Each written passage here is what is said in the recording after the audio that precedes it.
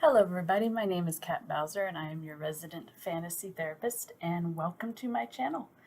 I have been lurking around AuthorTube for a while now, and I finally decided, you know what, let's just jump into this thing. So henceforth, here I am. In case you couldn't tell by my name, I am a full-time therapist. I primarily work with the seriously mentally ill, but I am also an author who has been writing since she did not know how to write. And I am currently working on my debut novel, Coexist Division, and I'm hoping it will be a series in a trilogy at least. I have been working on it for quite some time, so I'm really excited to be able to connect with you guys and talk with people who understand the passion that is writing and that makes up most of my life. I was first introduced to this tag by Jenna the Dark One. She did the original, so I have linked her down below, so make sure to check her out. So I decided to start my channel with just the AuthorTube Newbie Tag because I am a newbie, I am an author, so it makes sense. And the Newbie Tag also addresses a lot of the basic questions that I think people generally have. So it made sense to start off with this. So with that being said, let's just jump right into it, and I hope you enjoy. So question number one, how did you hear about AuthorTube? I actually found out about BookTube first, and I was looking through some reviews of some books I had read, some I had not read, and I stumbled across Jenna Moresi's. I'm sorry if I mispronounced your name, Jenna. She has some great videos on marketing, writing tips. Her novels that are out are fantastic. I've also linked her below if you guys want to check her out.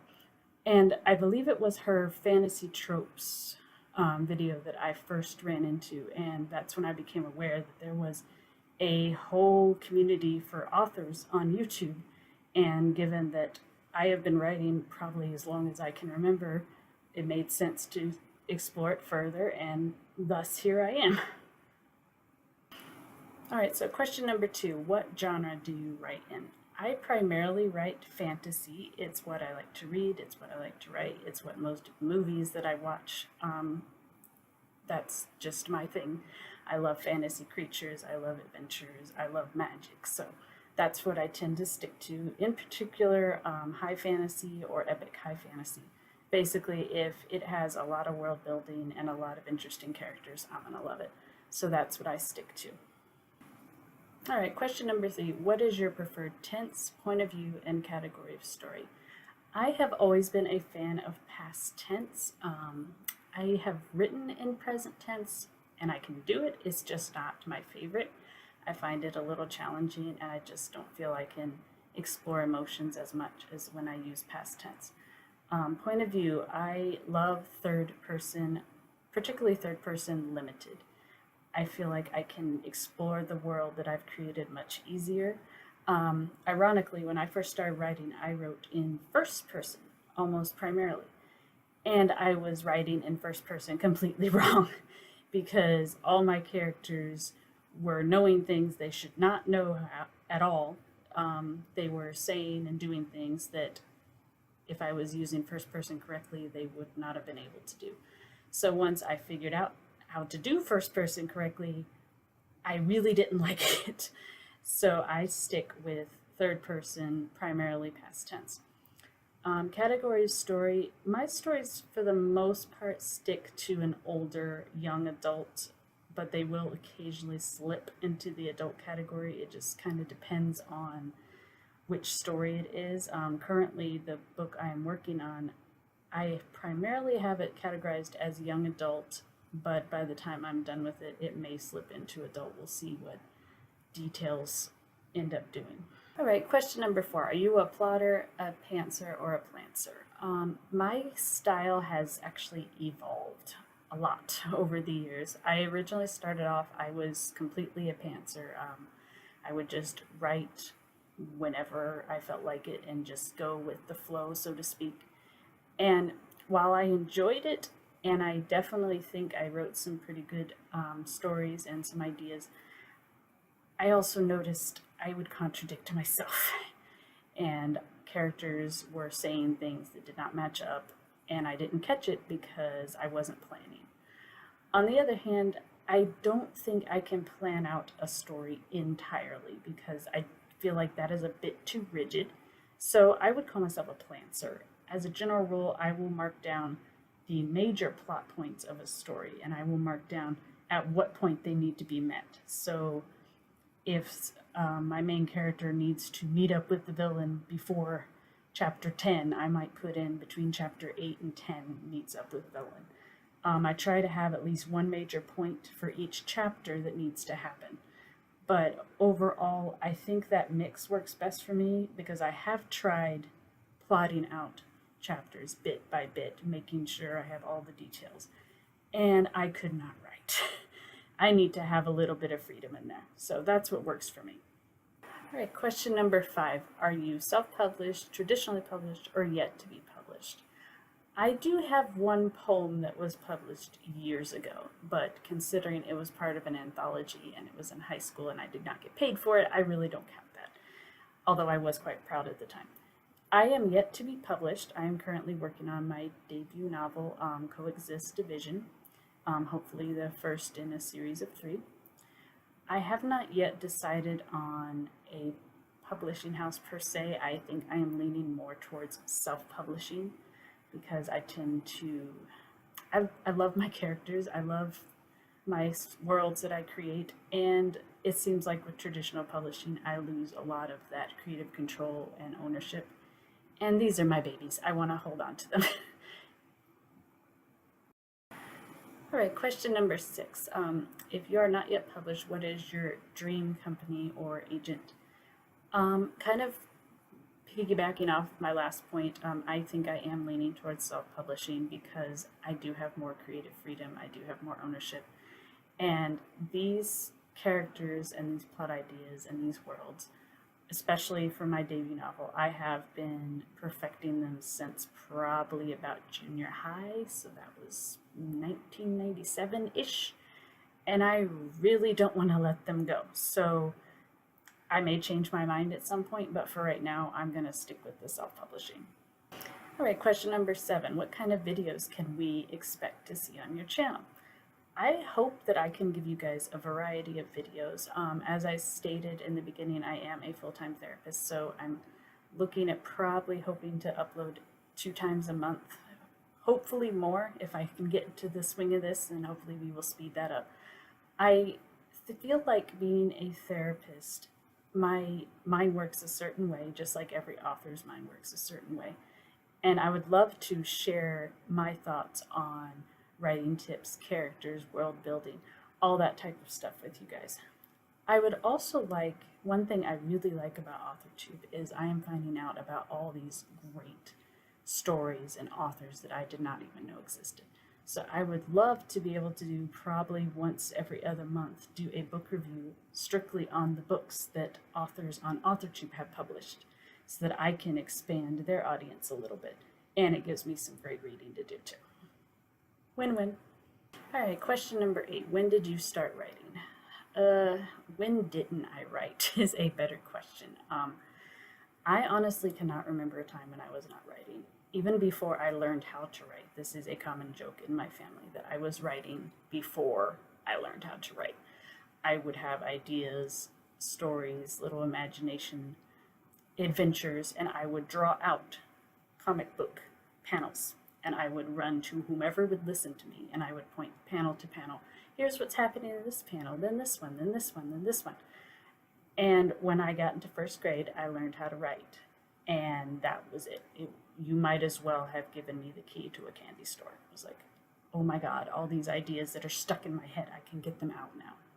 So I would say I started writing, like actual writing per se, probably 5-ish. I'm not going to say they were any good, but that's when I started. Okay, question number 9. What was the first story you wrote?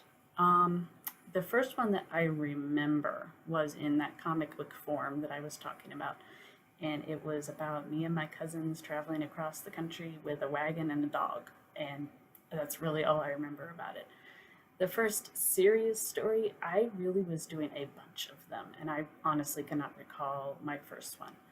I do remember in second grade, we started doing short stories, and we had our first short story assignment, and I turned in 5 pages. My teacher called me up and said, "This is really well done, but the assignment was for short stories." My response was to look at her and say, "But this is short." Cue her asking, "How long are most of your stories?" And I told her about 10 to 15 pages. So she said, "Well, then this is short." So like I said, when I learned how to write, that was it. I never stopped. And question number 10, what writer has inspired your writing the most? Yeah, Tolkien. Tolkien. I didn't know about Tolkien until I got into about maybe, I want to say I was about fourth grade. I actually caught Return of the King, the animated version, on TV, and I was intrigued. So I went and grabbed Lord of the Rings from the library and was completely lost. I could not get through his writing style. So I put it away, and then years later, probably about, I'd say, yeah, early high school, I realized when I was doing my own stories and imagination and journaling that I was putting a lot of stuff in it that not many people put in it. I was figuring out languages. I was writing out religions for these characters. I was coming up with cultural hobbies, cultural ceremonies, anything you can think of, I was coming up with. And most of the time, I was told, this is a bit extreme. Not many people go this far when they're coming up with characters and stories. But one of my teachers, and I honestly cannot remember her name, and I feel horrible about that, but she asked me, "Have you tried reading Tolkien?" And I did remember trying to read it, like I said, long ago. And she advised me to try it again. So I picked it up again, and again I put it down because his writing style was very difficult for me. And for any of you who have read Lord of the Rings, particularly the beginning of the Fellowship, it can be very tiring and very hard to get through. I'd say the first 100 pages. Then 2001 rolls along, and this movie called Fellowship of the Ring comes into the theaters. And I went with my sister, saw it, loved it, was horrified when it stopped. Went after we were done at the movie theater, went to the library, grabbed Fellowship again, this time plowed through the whole thing, fell in love with it. I believe I read all 3 books in one weekend. And since then, I have not stopped with Tolkien. Anything that he writes, any letters that he wrote, I'm all over it. My husband calls this my Middle Earth corner, where I have all kinds of books. This one is awesome. If you haven't read it, please read it. But what got me was the depth of the world building, because that is something I have always done, and I didn't realize I was not the only one that did it. And I cannot tell you how liberating that felt to find out, oh, I'm not the only one that gets this in depth. That's awesome. So I would say definitely Tolkien. One of my close friends, she goes by Jade Griffin. She is also an excellent writer. She is in the process of publishing a novelization of a online comic. I have put a link to her stuff in the information below as well. I highly recommend you check her out, especially if you like fairy tales that get turned on their head a little bit. And question 11, do you schedule your writing sessions, or do you just write when you have time? Honestly, I can't go a day without writing. If I don't write, I feel wrong, like something is wrong. I mean, call it an addiction if you want, but it's one I'm happy with. Generally, I write when I get home from work. Typically, I get home, I will write until my husband and I have dinner. We might spend some time together, and then we will kind of do our own thing, and I'll go back to my writing. And on the weekends, especially at night, I love it because I have all this time that I can dedicate to writing. If I don't have a means to write, chances are you'll find me on my phone jotting something in the notepad because I have to write. I try to schedule time on the weekends. Particularly, I will try to schedule time for writing sprints because that really helps me to get words on paper. But overall, do I schedule it officially? No, but I generally don't need to. All right, question number 12. Do you write on a computer, a typewriter, write everything out by hand, or do a combination? I primarily write on the computer. That is what I'm most comfortable with. And I started out writing longhand. And then about third grade, my dad got a computer in our hall closet, and so I started typing. And I was horrendously slow at first because I refused to learn the home row because for me, it was too hard. It made it too complicated. I couldn't do it. So now, years later, I still just use these two fingers. But considering I'm writing 80 to 100 words a minute, I think that works okay. I just needed to get into the swing of it. However, I will jot down story ideas, particularly if I'm at work. The muses tend to always come when I'm at work. They never seem to come when I'm on free time. So I actually have a notebook at work where I will just jot down an idea if it comes to me so that I do not forget it. My notepad in my phone is also full of just random story notes, things that pop up, and I jot them down so I don't forget them. So you could say I do a mix, but primarily computer. My computer is located in our bedroom, so I will primarily write there. All right, last question, question 13. What are you most looking forward to now that you're a part of AuthorTube? Honestly, just the community. It's so nice to find out that you're not the only one who has this passion, this drive. And I really love, like I said before, watching videos by other authors, by other readers. And now that I have joined into the community, hopefully I can get some more input from you guys. Like I said, I have some great videos planned. I'm hoping to do 2 per month, hopefully more.